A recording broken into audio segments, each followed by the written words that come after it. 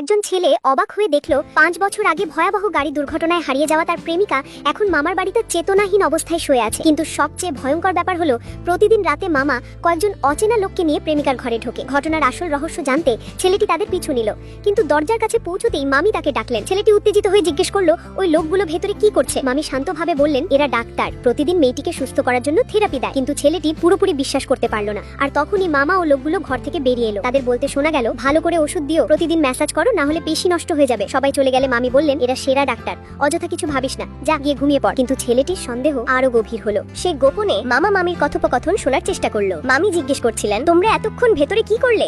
এই মাসে কয়বার ঢুকেছো ভেবেছো?